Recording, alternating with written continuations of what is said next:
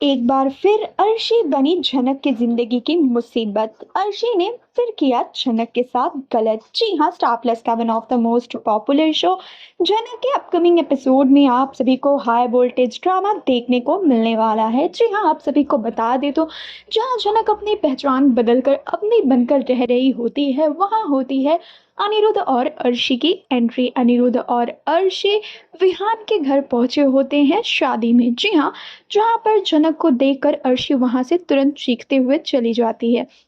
घर वाले भी इससे काफी ज्यादा कंफ्यूज नजर आ रहे होते हैं।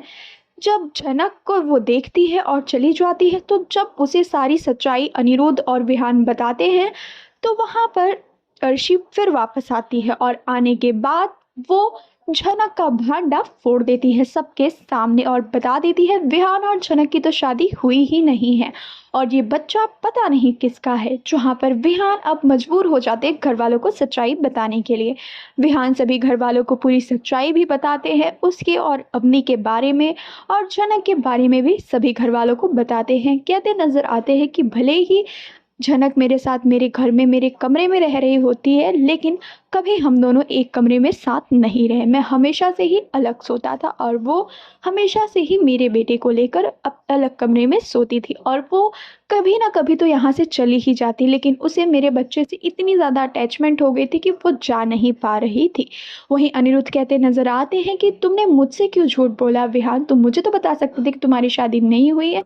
वहीं विहान भी कहते नजर आते हैं कि मुझे अवनी ने ऐसा बोलने के लिए बोला था। पूरा सरपंच वहां इकट्ठा हो जाते हैं, जहां पर विहान से कई तरह के सवाल भी किए जाते हैं, लेकिन विहान बिना डरे सभी से अच्छे से सभी को जवाब देते नजर आते हैं।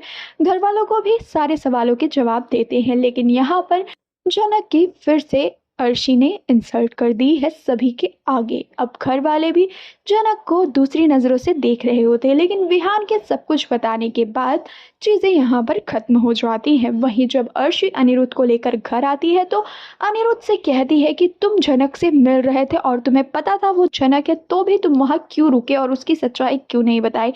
वहीं अनिरुद्ध भी कहते नजर आते हैं तुमने भी तो कोई कसर नहीं छोड़ी अर्शी जनक के बारे में बताने में। तभी अर्शी अनिरुद्ध को धमकी देने लगती है, अगर तुमने जनक को देखना मिलना नहीं छोड़ा तो मैं मेरे बच्चे को लेकर यहाँ से हमेशा के लिए चली जाऊंगी। यहाँ पर अनिरुद्ध ये चीज़ें सुनने के बाद अर्शी की बातें मान जाते हैं और कहते हैं कि मैं सिर्फ और सिर्फ अपने काम पर फोकस करूंगा। आने वाला एपिसोड काफ़ी ज़्यादा ड्रामेटिक होने वाला है, काफ़ी इमोशंस देखने को मिलने वाले हैं।